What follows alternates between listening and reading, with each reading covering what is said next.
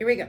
All right, so negative news. And so like I said a few minutes ago, the biggest thing with delivering negative news is knowing when you want to use direct or indirect strategy. So we're going to talk a lot about that today, but let's just start with some common goals whenever we are going to tell someone something negative. Now that could be just simply answering no, I can't do this, I can't give you that information, or it can be something as extreme as letting someone go.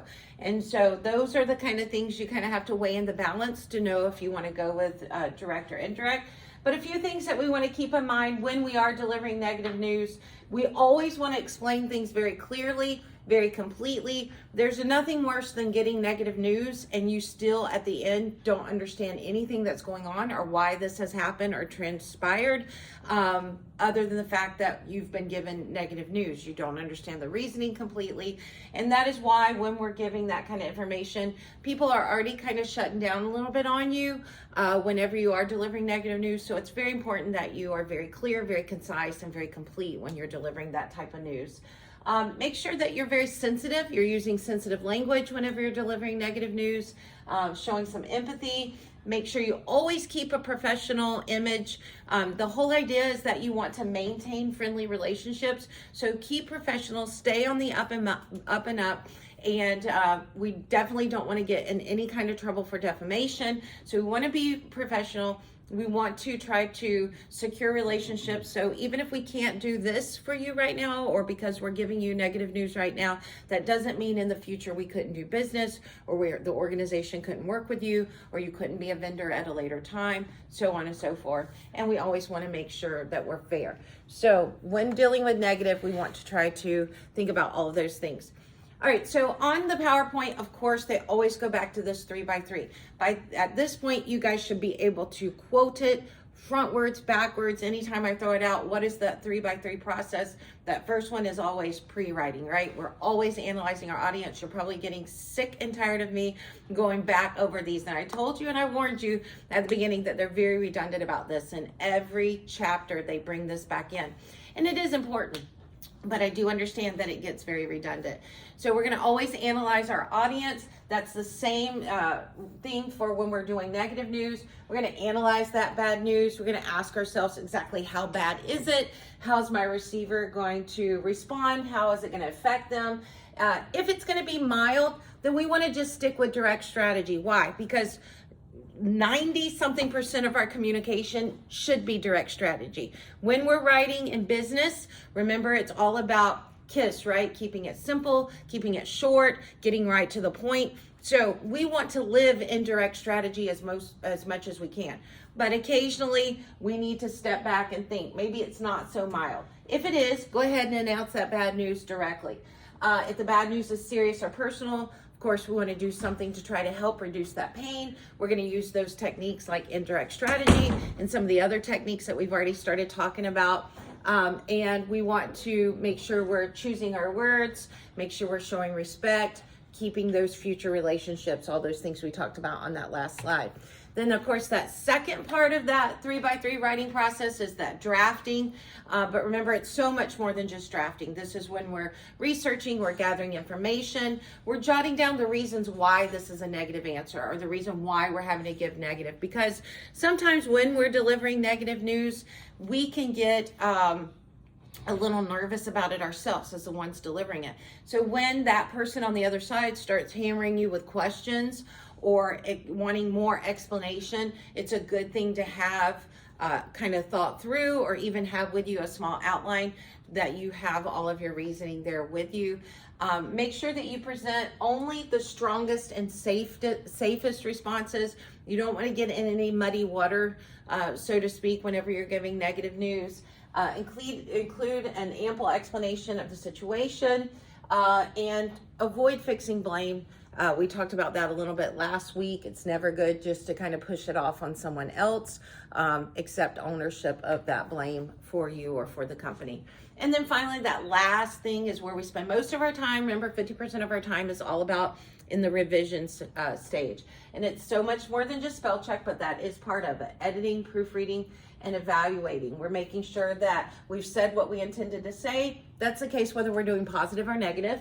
We are checking that our wording is very concise, that we don't sound grumpy when we're delivering that bad news. Obviously, there's got to be a nice balance. You're not going to be so flowery and be like, oh, I just wanted to tell you, we're letting you go. You know, we want that balance. So when we're talking about not being grumpy, we do want to have empathy. Control our tone, make sure that it's friendly, make sure that it's respectful, that we are very much aware and we're showing with our tone that we're aware of the gravity of the situation, depending on what that is. Review the message for overuse of certain words, read your sentences, see that they're conversation-like, check for grammar, mechanics, all of these things that we've already talked about over the last 3 weeks, talking about how to get, rid of long lead-ins, not being too wordy, not being too redundant. When we're delivering negative news, it's possibly more important than ever to make sure that we're not just putting a whole lot of extra stuff in that and on that. All right. Here's something we want to take just a moment to make sure that you guys understand. We don't do a lot of exams now in the course, but before, when we did, they always like to ask multiple questions on this particular topic, and that is abusive language. So first and foremost, you need to understand, what is defamation? What is that legal term? So the legal term for defamation is any false, we need to start there, any false statement that harms an individual's reputation. Now, when we do that in writing, that's called libel. When we do that orally, or when we've spoken it, that is called slander. Now, there are 3 key components to defamation. You got to check those boxes for it to be what we would call actionable, right? So if you're, somebody's saying, I'm going to take you to court because of this, or I'm going to sue you because of this or that, we need to make sure when we're double checking, could we be in trouble for that? We want to say, is this checking all 3 of those boxes, okay? So abusive language is actionable when the following things happen. 1, it's got to be false. If it's true, it's not defamation, right? So you need to be careful. Make sure that what you're saying is definitely true. So it cannot be, so if it's false and what you're saying is they're going to be able to prove that really wasn't the truth, then you're subject to an actual situation. It's damaging to one's good name, right? It could hurt their reputation. And then finally, it's published. So how does that work when we're talking about slander? When we're talking about when spoken. So when we're talking about written, that could be an email, that could be social media, that could be a text, that could be an email, that could be a live chat that was going on. So you got to be very careful. When it's spoken, how is it published?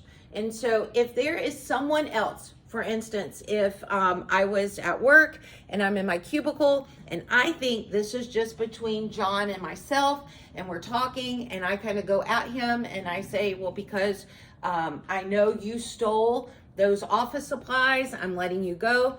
And someone 2 cubicles down that I didn't know was there ends up being there and they heard that, that could be considered published. Someone else has heard that information now, and especially if it was wrong, he did not take those supplies like I thought, he could get me for all of those things. It was false, it was damaging to his good name, and finally it was published. Someone else in the office area heard that, okay?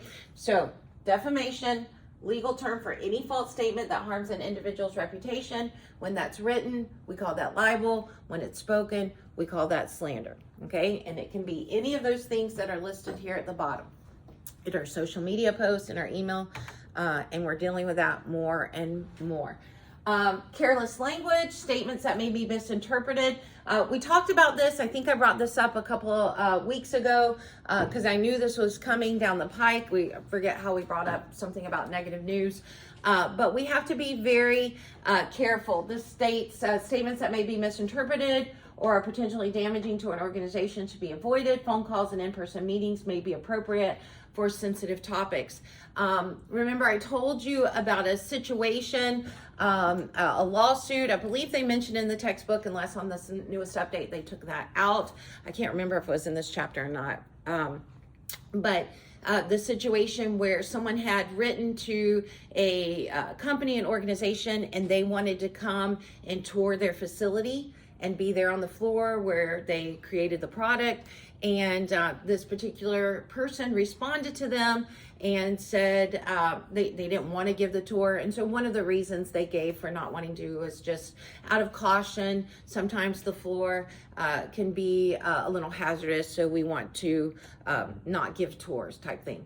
And then a couple years later, someone on the floor, on the line, on the factory line, actually was hurt. They wanted to sue the company because they felt like the working conditions were hazardous. And they were like, of course, no, it's not. You knew exactly what you were getting into. And so they took them to court. The person said, no, I'm going to sue you because I felt like this was a dangerous, work environment. They're like, of course it wasn't. And the lawyer that was hired was able, like I've been cautioning everybody about, go back and look through all of the emails of the company. And in one of the emails, a couple of years prior to this, they found the email that this person had rejected this tour from coming. And one of the reasons that they had cited was that the floor could be sometimes hazardous. So there it was. They're like, no, you've stated here that you thought it was hazardous, so obviously it is. So you got to be very careful not using what we would consider careless language. You're always thinking, how could this come back to bite my company, my organization? I need to be very careful about the way I present things. And so we want to be careful of careless language. And then I think the other one that I already have kind of told you guys about is called the good guy syndrome. And this is, everybody knows somebody like this. They don't want to be the person given the bad news. And so when they give the bad news, they try to say a few things that kind of cushion it, which is okay. And we're going to talk about buffering, and we're going to talk about giving reasons. But they do so in a way, like in this particular case, I think I threw it out there to you guys, or maybe it was one of the other sections. But there was a panel interview that a young lady went through, and there were 3 different people that had interviewed her, and I think there were 3 other people that had interviewed for the job as well. They ended up not picking her as one of the candidates, and so they gave this particular gentleman the job of letting that, she was in the top 3, but she did not get it, letting her know she had not gotten the job. And so when he discussed it with her and let her know, sorry, but you didn't get the job, to let her down easily, and being the good guy that he was, he kind of let her know, even though I thought you were one of the best candidates, unfortunately you did not get the job. He was being the good guy. I thought you did really great. So the more she got to thinking about it, she was the only female candidate. This guy's letting her know she probably did the best job. Is it possible I didn't get the job just because I'm a female? She decided she wanted to take the company to court for discrimination. Of course, they fought against it and said no, it was just, and she was able to use the fact that this particular guy clearly stated that he, one of the 3, thought she was the best, and so she was able to use that testimony and win a lot of money from this particular company for discrimination, because they were able to say, well, he did state she was one of the ones that did the best job, but yet she didn't get it. Must have been because she was the only female candidate. So you got to be very careful when you're representing your organization. Be careful with your wording. Make sure you're not using careless wording, but also don't just be the good guy. It says avoid volunteering information that could be misused, which was the case in that particular lawsuit. Avoid making promises that can't be fulfilled, and don't admit or imply responsibility or conditions that could cause damage or injury. All right, real quick, we'll do it as quick as we can. You're introducing a new employee, Lucy, to the office staff. The vice president shows up in the hallway. You should introduce him by saying, Lucy, I'd like you to meet Mr. Lopez, our vice president. True or false? Sounds easy enough, right? Everybody's scared now after you read all that about defamation and good guy syndrome. You're like, we're not going to ever say anything or write anything. What do you think? Okay, so it's actually false here. Not because you should not introduce, but it is thought to be better if you allow, in other words, you should lead with the vice president. So if they come into the office, it should be more like Mr. Lopez. You should address the higher up. So you need to think about hierarchy when you're introducing, and you would mention Mr. Lopez first instead of just the person that's coming onto staff who is under them, Lucy. No, seems like a small thing, but it's customary. On the spot, kind of like that. So of course you should introduce them, but you should always address the ranking member first, the person that ranks higher. Would that be different in other countries? Possibility. Yeah, I would think for sure. Yeah. I would think in most you would go with the higher, but yes. Okay, you panic when you can't. Everybody's been in this situation. You panic when you can't remember the name of someone you've met before. Surely all of us have been in that situation. The best strategy is to pretend you remember the person, which is what most of us probably do, and try engage in small talk while searching for clues to that person's identity. Surely it will come to me. True or false? Probably shouldn't do that. Doesn't mean that I. Although we all do it, right? Yeah. Yeah, it is false. Instead, what we should do is we should just be very apologetic at the beginning. I do remember you, but I'm having a hard time coming up with that name. What was your name again? And reintroducing yourself instead of putting yourself through that torture. And then finally, when a woman is introduced to a man, he should wait for her to extend her hand first. True or false? Nowadays. Used to be true, right? That was customary, but no longer is that the case. So all of these particular ones would be false. All right. So now let's talk about the bulk of what we're going to be talking about today. And your activity is actually based on this right here. It is all about looking at several, I think there's like 6 of them today. You look at these six situations, say that 6 times fast. These 6 specific situations, and you're going to decide, should I use direct strategy when I'm answering this or taking care of this, or should I use indirect strategy? So let's talk about when we should do that. When do we use the direct strategy? Every time you possibly can. That's first and foremost. We always want to go with direct strategy because it's simple, it's easy, it's more direct. Obviously, it's direct strategy. And in the business world, that's really where we want to live. But there are going to be cases where we use indirect. So specifically, use direct strategy when the bad news is not damaging. You know, sometimes saying no is not a huge deal. It's just saying no. And so if we know it's not going to cause any hurt feelings, people aren't going to be hostile on the other end, it's not going to be real personally upsetting to someone when I'm giving them this news, then let's just go ahead and use direct strategy just like we have in the previous weeks when we're corresponding with someone.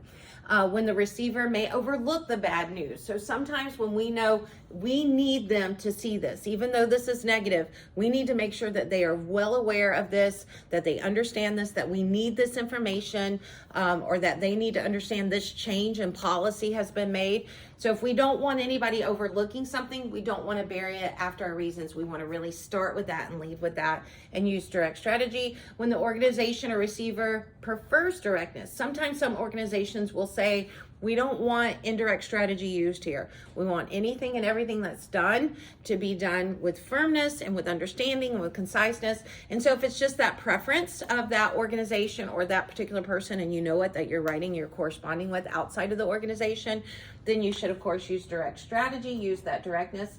And sometimes when firmness is necessary, we've all been in situations where we know if I don't just clearly state no, this person's going to keep on, you know, type thing. And so we know that that firmness just needs to be there to hold someone accountable, so to speak, then we're going to use direct strategy. So then when do I use indirect strategy? If you're telling me 90-something% of the time it's going to be direct, when do things fall under this? Let's go ahead and use this other technique. So here's when that would be. When the bad news is very personally upsetting to someone, we want to show empathy, we want to understand that, and we want to use indirect strategy. We want to kind of ease them into that bad news. When the bad news is going to, you know, provoke a hostile reaction from others. So when we know going into it that this group that I'm talking to, once I deliver this, they're going to give a lot of pushback, then I'm going to want to use indirect strategy. If it threatens your customer relationship with someone, if I know saying no could cause them never to be a vendor again, not to supply my organization with what they've been supplying my organization with, it's going to prevent them from continuing to be a customer of ours and buying from us, whatever the case may be, then we're going to want to use indirect strategy. And when we know that to them, it's going to feel like this bad news just totally came out of nowhere, right? It was totally unexpected, then we would want to go with indirect strategy. When we use and decide, okay, now I know I'm going to use direct strategy, we're going to just simply, like we've done with in the past when we were talking about delivering good news, we say yes right away. Just like that, we would say no or deliver our bad news. Then we would give our reasons, and then we close with a pleasant closing, right? So an intro, giving our negative news, our body with our reasoning, and then our conclusion or our closing of our email or whatever the case may be, memo, text message, and then a pleasant close, right? And so this is the same exact layout that we've been using week after week over the last 3 weeks. The difference would be if we do decide to go with indirect strategy, right? If it's personally upsetting, if it's unexpected, all those reasons we just went over, then we're going to use a buffer. We're going to then give our reasons. Then we would deliver the bad news. Now we've kind of softened them for the blow. We've given them the reasons why that they are going to undergo this negative, whatever it is. And now we're actually giving the bad news. And then we would end with a closing. So we're going to kind of rearrange that setup a little bit when we're using indirect strategy. So a lot of people, a lot of times say, I don't understand, or what's a buffer? Or they feel like you're hiding that. This feels very much like you're hiding something. So it becomes a little bit, they feel like maybe it's unethical, but it's really not. You got to keep it up on the up and up. How do we keep it ethical? How do we make sure it doesn't feel like a lie? So the key to ethical communication lies in your motive. If your motive is because you are trying to be sneaky or you are trying to hide something, then that's probably unethical. But if your motive is, I really want them to understand why this has to be this way, why I'm saying no, why we have to let them go. If your motives are in the right place, then it's not unethical. You're just simply trying to buffer them. You're trying to explain the reasons why when they're still receptive of those reasons why, and then you're delivering that bad news. It is not because you're trying to be sly or you're trying to underhand it or sleight of hand of something, because if you are, then that definitely is unethical. The goal of the indirect strategy should be compassion, not deception, right? It's not because we're trying to avoid the truth. It's not because we're trying to misrepresent our organization. It's just because we're trying to make sure you really understand what's going on before we hit you with it. Did you have a question? No comment? Oh, I thought I had tried. All right. So what is a buffer? So how many of you have ever, so when growing up, of course, parents don't leave kids like they used to, but my parents would leave us, right? And so I was the oldest and I had to watch the younger siblings, right? I'll be back, I'm going to town kind of thing, or we're going out for the night. We'll be back in a couple hours, especially once I got to an older age. And you know, when they leave you, something is bound to happen, right? And so my sister, the middle one, was notorious. We're still finding things that are glued back together, like at my parents' house. Like she broke everything. And so she was just very rambunctious. And so when things like that happen, what happens? Mom and dad come home, and you do not typically use direct strategy when when something happens like that, right? You don't just run up and say, oh, guess what? We broke. My mom did a lot of ceramics. She was very good at it and loved doing it and had them all over the place. And so we would not just run up and be like, broke another vase or broke another thing that you spent hours doing it, or hey, broke the thing that granny gave you, irreplaceable. Instead, what would you do? You'd run up and you'd be like, you guys look so nice. Hope you had a nice night out. How was your evening? We had a great time here. We actually had a really great time playing together. We got along so great. We were playing this great game together. We were having so much fun. We were bonding. But unfortunately, while we were playing that game, one of our hands went astray, hit the vase, it tumped, now it's broke, right? We kind of eased our way in. That's what we're talking about here. Giving the organization, giving the colleagues, giving the other employees kind of a buffer, and then giving those reasons before we actually say, hey, we broke the vase, so to speak, right? And so that's what this is all about. So a buffer is a device that we use to just kind of reduce that shock or reduce that pain. It begins with a neutral but very meaningful statement. There's a lot of different things that we can use as a buffer. We can give the best news first, start with the best news, before we actually give the negative news. There could be other good news, kind of like the sandwich technique. Most of you are probably familiar with that, right? If you're going to have to do something negative, real positive, then the negative, and then end with positive. We call that nice sandwich technique. It's kind of what we're talking about here. Start with a compliment. Start with how much you really appreciate them as a customer, or really appreciate them as a colleague, or really appreciate them as a vendor. Agreement. Make a relative statement with which both of you can agree. We both agree that there have been some changes needed in our production line, right? Kind of put us all on the same page. Unfortunately, to make those changes, this is going to happen, which is why now here's your negative news. Start with facts or understanding. Any of these types of statements can work as a buffer, a way to kind of ease someone into something, kind of reduce that shock that they would get from that negative news. Apologizing, we talked about that last week. and how important and how far an apology will go. Go back, look at the text. It's an awesome way to kind of level the playing field, so to speak, and show that empathy, but be very, very careful. Remember, we want to be very cautious when we apologize. Make sure we're talking to our legal counsel in the organization. Make sure we're not opening ourselves up to any type of lawsuits or liability. But there are ways to be better at apologizing. So there's information in there showing empathy. Now that we've put a buffer, now we're ready to give our reasons. Here's why we're doing what we're doing. When we're doing that, make sure we explain clearly. We cite readers, the reader other benefits. Look, this may at first sting, but it's going to do this. It's going to change the overall operation of the company and make it way more effective type thing. Explain the company's policy instead of hiding behind the policy. Explain why the company does things the way they do. Here's why we can't give the money back now, or here's why we can't. Here's why our policy is set up the way it is. Choose very positive words and show fairness. So those are all reasons for when we're giving our reasoning. Cushion that bad news. Use that sandwich method that we're talking about. Passive voice. I told you we would use that. For a couple of weeks, you guys learned how to switch from active to passive. Here's why we would possibly do that. Also, highlight your positive. Imply. Sometimes we can say no without actually saying no. We've all done that before. It's called implying that bad news. We can use that strategy as well. So lots of ways that we can tools we can put in our toolbox to kind of ease things. So we put a buffer, then we give our reasons outlined in the slides that we've just been looking at, and then finally, obviously, we close. We want a nice, pleasant closing. We want to look forward to doing business with them in the future. If there's an alternative that we can do, like I can't do that, I'm sorry I said no, but we could give you this discount, or we could do this, or we could send you this.